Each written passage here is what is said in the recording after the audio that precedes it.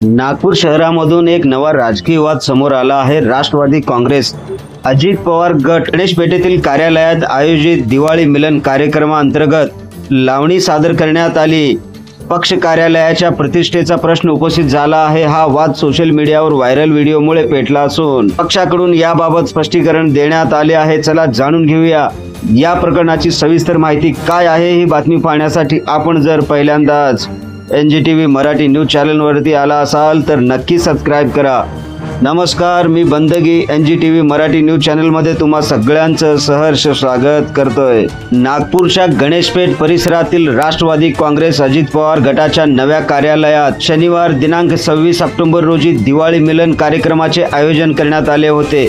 या कार्यक्रमात एक महिला कार्यकर्त्याने प्रसिद्ध लावणी गीत वाजले की 12 वर नृत्य सादर केले। व्हिडिओमध्ये दिसत आहे की इतर कार्यकर्ते टाळ्या आणि शिट्ट्या वाजवत या सादरीकरणाचा आनंद घेत आहेत। हा व्हिडिओ सोशल मीडियावर व्हायरल झाल्याने पक्षाच्या कार्यालयात अशा प्रकारचे कार्यक्रम होणे कितपत योग्य आहे असा सवाल उपस्थित होताना दिसत आहे। विशेषतः महाराष्ट्राच्या सांस्कृतिक पार्श्वभूमीमध्ये लावणी ही एक पारंपरिक नृत्यशैली असली तरी राजकीय कार्यालयात तिचे सादरीकरण वादग्रस्त ठरले आहे। नागपूरच्या या पक्ष कार्यालयाचे वैशिष्ट्य म्हणजे ते अवघ्या 2 महिन्यांपूर्वी म्हणजेच ऑगस्ट महिन्यात उपमुख्यमंत्री अजित पवार यांच्या हस्ते उद्घाटित झाले होते। पक्षाच्या नागपूर शहर शाखेसाठी हे कार्यालय एक महत्त्वाचा केंद्र मानला जात आहे।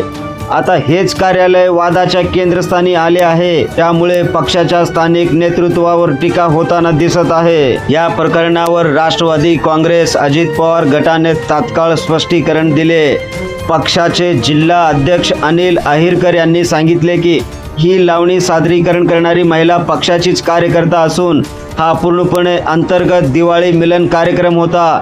यात कोणत्याही बाहेरील कलाकारांचा सहभाग नव्हता आणि हा कार्यक्रम पक्षातील एकजुटीला बळ देण्यासाठी आयोजित केला होता।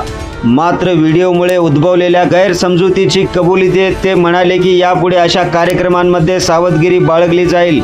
पक्षाने हेही स्पष्ट केले आहे की लावणी ही महाराष्ट्राची सांस्कृतिक ओळख असली तरी राजकीय संदर्भात तिचा वापर चुकीचा झाला असल्याने त्याची पडताळणी केली जाईल। विरोधक आणि सोशल मीडियावरील नेटकऱ्यांनी या प्रकरणावरून पक्षाच्या नैतिकतेवर प्रश्न उपस्थित केले।